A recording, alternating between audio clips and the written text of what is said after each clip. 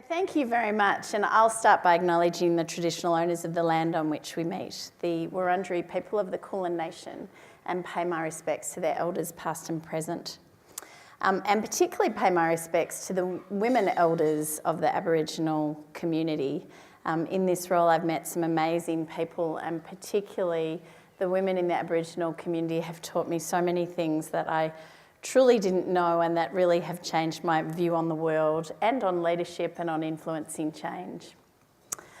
So I'm very excited to be talking to you. I'm actually 6 months in, and Nino's given you some of the sense of what I've been doing for 6 months. But just to start and give you an overview of how I started this role. When I started it, I got repeated requests to tell people what my priorities were. So I actually did that, and I came out with 3 key priorities. So just for you to get the context, those 3 priorities, which I don't think will be surprising. Number 1 is preventing violence against women.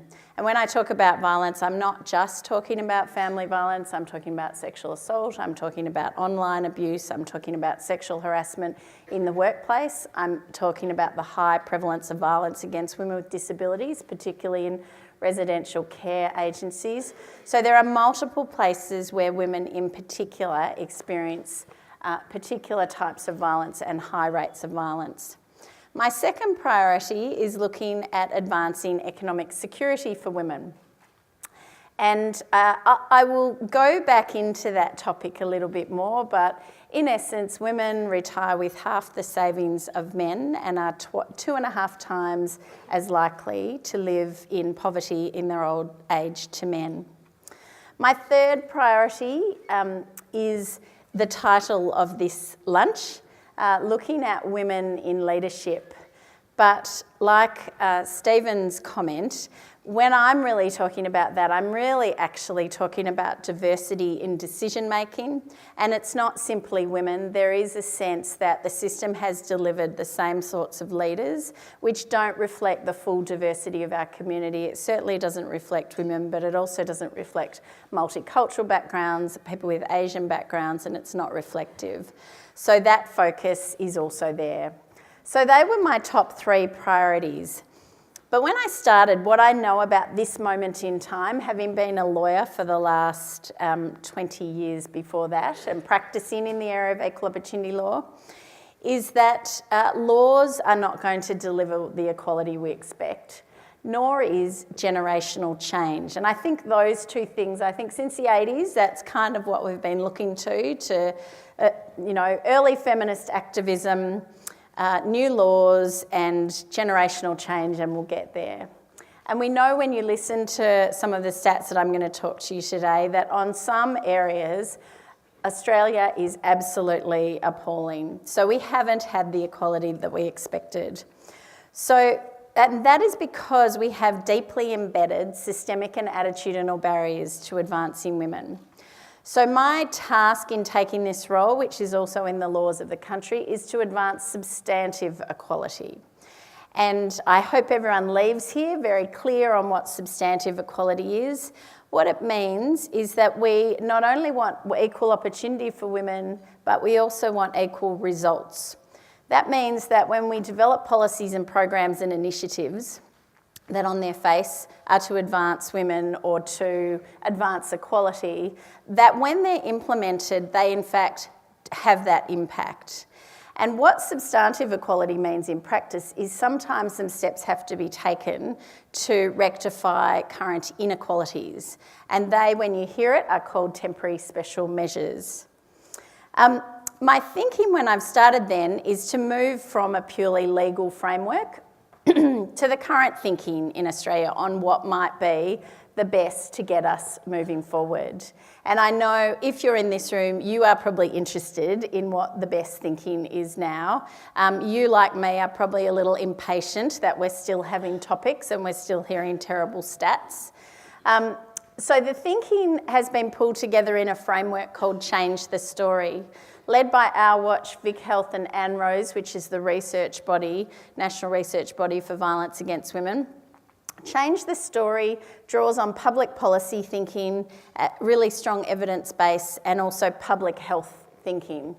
And it draws on Australia's really good record or good success on behaviour change programs over time. So when you think seatbelt, sunscreen, think about sort of safety, things that we've really changed how we work. Those are the things that we've done well. We've changed attitudes, we've changed the systems, and we've done them in the way that Nino described, by doing multiple things. There's not one solution. So that program, or Change the Story, which I would commend you to look at, because when you read it, it'll be like a light bulb. You'll suddenly see where your programs fit that you're doing. It really advances that you need to promote gender equality in environments where people live, work, socialise, learn and play. So you don't just go for one spot. This is a community-wide problem, and you look for settings where you can intervene to have more high impact. And it also is a program that recognises that you need to put some intensity of effort, in particular for groups that are experiencing multiple disadvantage. So this might be the second thing I want you to leave with, is the word intersectionality. So the idea that people's lives are quite diverse, and they have a whole lot of different experiences that make up their experience.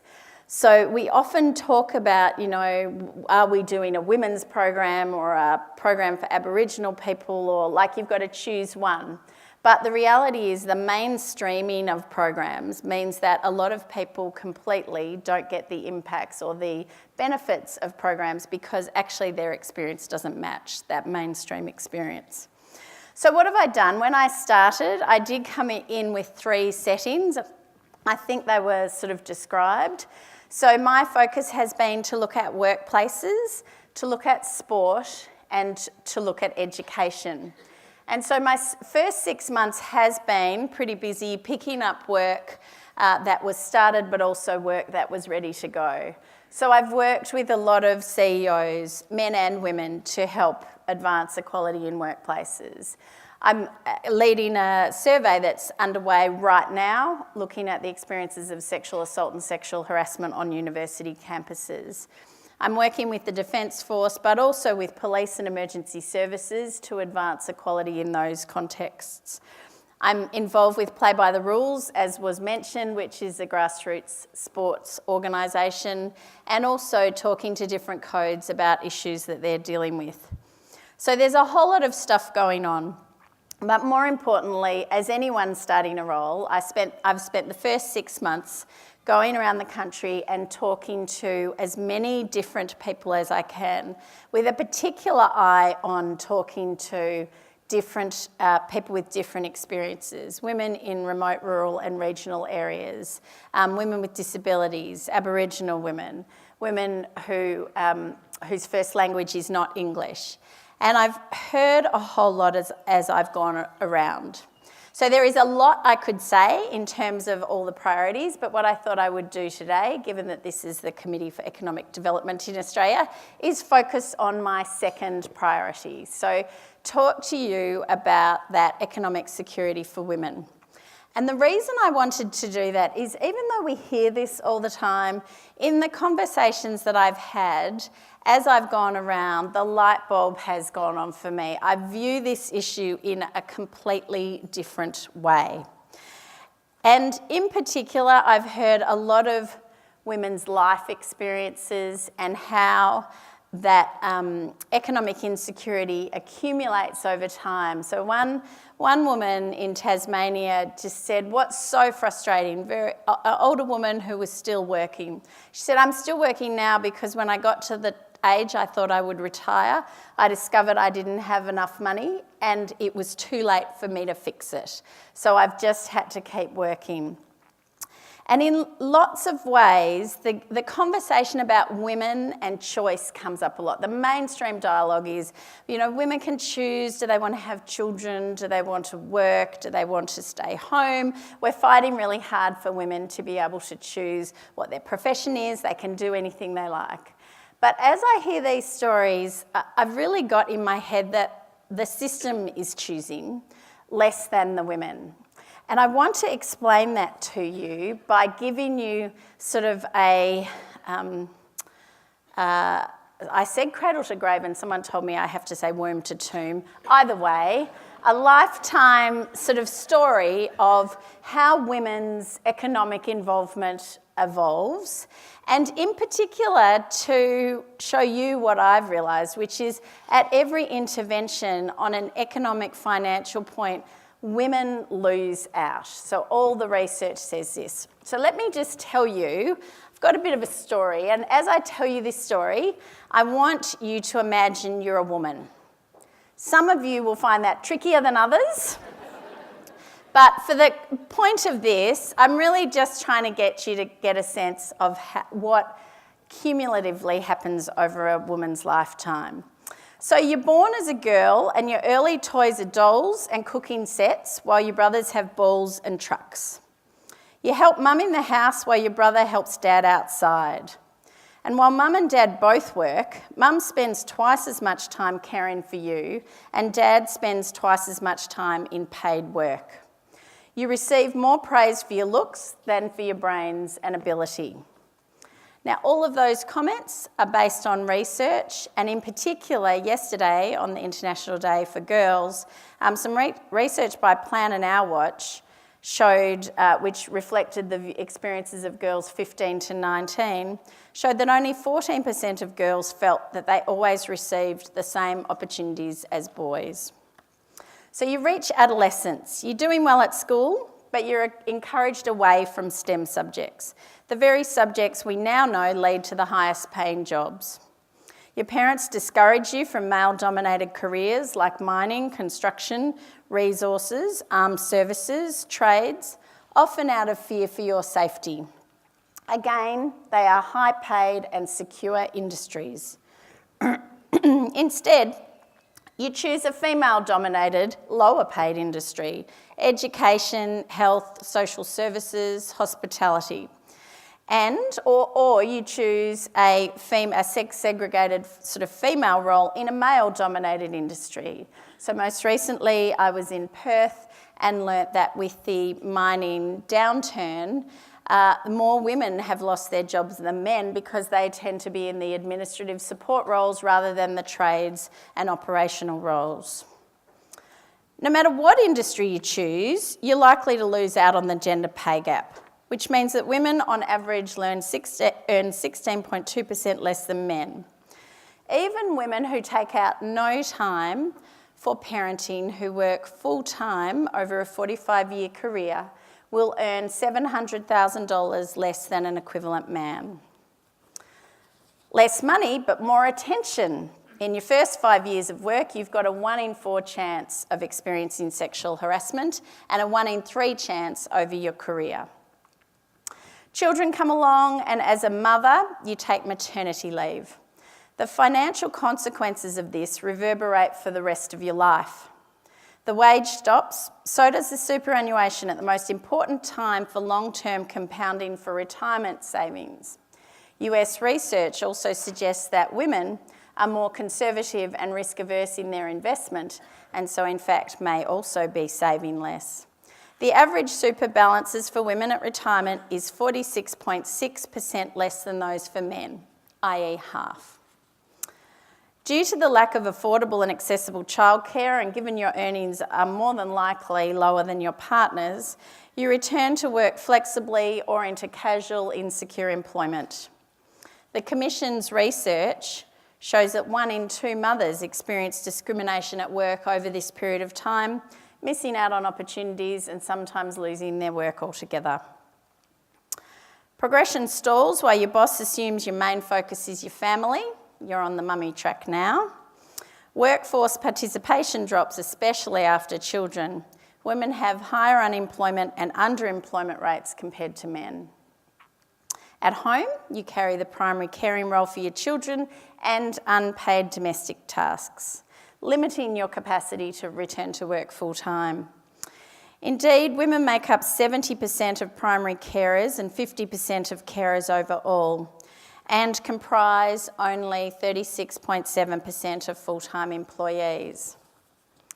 Lack of flexible, accessible and affordable childcare means the choice is often made to pull out of the workforce altogether.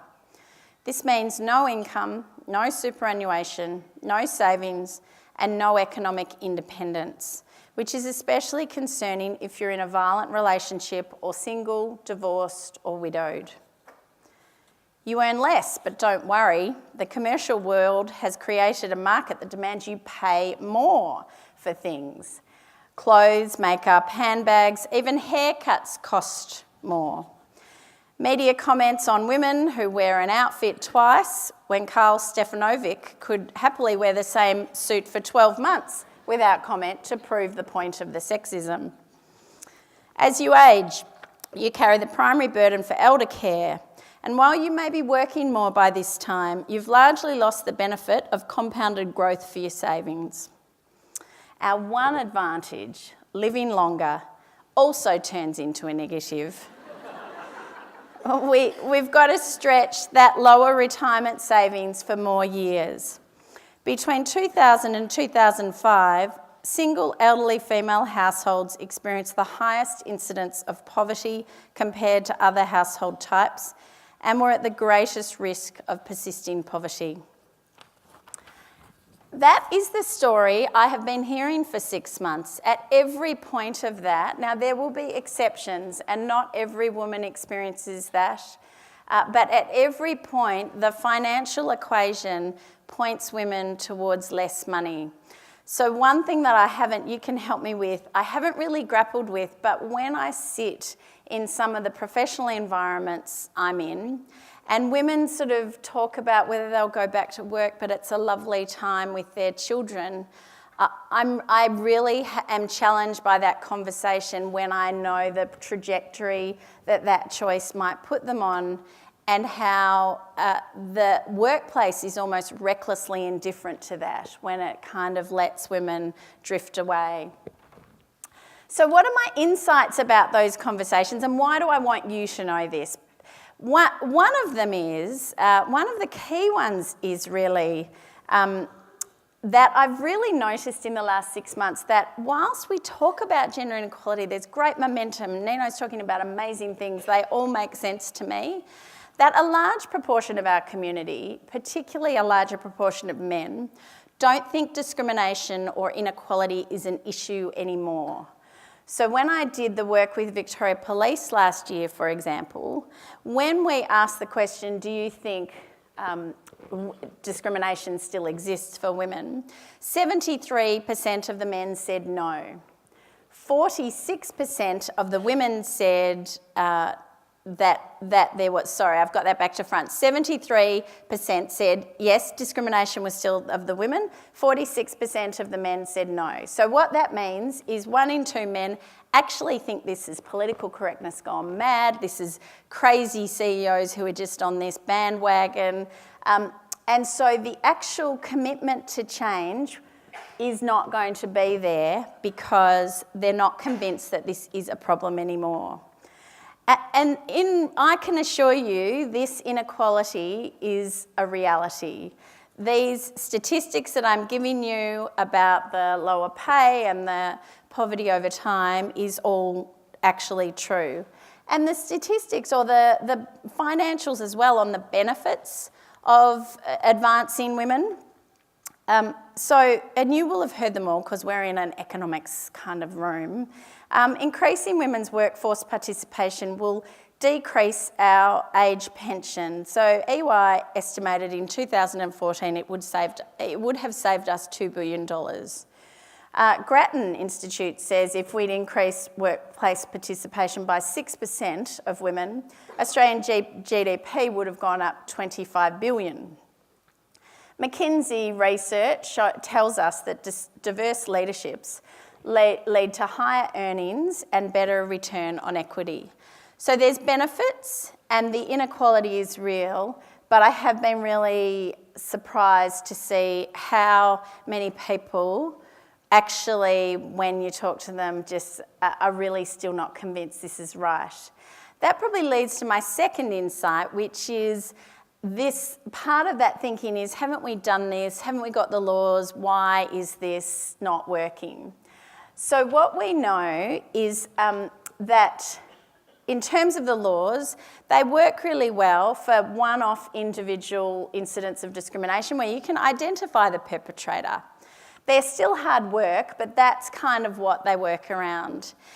The nature of the disadvantage I've just described doesn't match that formula. It isn't one bad person saying, I'm not going to pay you. It is cumulative over time, a whole lot of really deeply embedded systemic and attitudinal barriers. So we need to find different ways around that. My third insight is about intersectionality, that we talk broadly about issues, but where women in particular or people are dealing with multiple intersecting disadvantage or discrimination, then many of the gender equality initiatives have no impact on those groups. And that, in fact, has the effect of silencing and sidelining those groups to even more disadvantage. So I talk about the experience of Aboriginal women who are 45 times more likely to experience family violence, the experience of women with disabilities, transgender women, intersex people, women in remote and regional communities. My last observation or insight is that, again, repeating, we didn't agree in advance, but there is lots to be done and everyone has a role.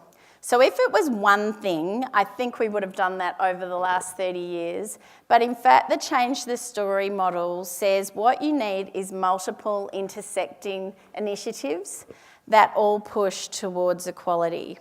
So what that means is everyone in this room has a role, which is why I need you to be convinced that it's a problem first and then to get behind some of those initiatives. There's lots that are out there, and if you listen to this, they're looking at attitudes in the home, education in the schools, initiatives in the workplace, government policy initiatives, and they are all trying to reach, based on good evidence, towards the same outcome. So when I think about that, you think about pay gap analysis, looking at challenging unconscious bias, flexible work, superannuation issues, childcare, promotion of women. So there's a whole range of initiatives and I encourage you to support those. But I also want you to think more widely. So when I came to this, I thought, what's the call to action? I could say all the same things and the list is really long, so it would be boring. So I just decided I'd come up with 3 things that might be a bit different to what you've thought about. So what could you do personally? Well, you might reflect if you have children or if you influence children as to how you might influence them about their subject choice and their career choice. The idea that you might kind of be lukewarm on going into the police force has implications. As an organisation, I'd encourage you to realise the importance of people experiencing domestic and family violence, keeping secure employment, both for the financial capacity to leave, but also for the social engagement where they might otherwise be isolated. And in terms of governments, I'd really encourage policymakers to think about how we can recognise and value unpaid caring work, for example, through superannuation and taxation. So in finishing, I'll finish with one particular story or anecdote that really stuck with me. In Hobart, I talked to a really diverse group of women. And there was one woman there who said she was a single mother of 4 children. And she had decided to go back to university to finish her degree. She said her experience at university was constant, relentless comments on, why are you here? What are you doing? You've got 4 children. You should be home looking after them. That came from lecturers. That came from other students. And her response, which of course I was someone who was open to hear this, was, I am looking after my children. I'm trying to get us off welfare and I'm trying to set a good example for the future. So that was what I wanted to tell you about. Thank you.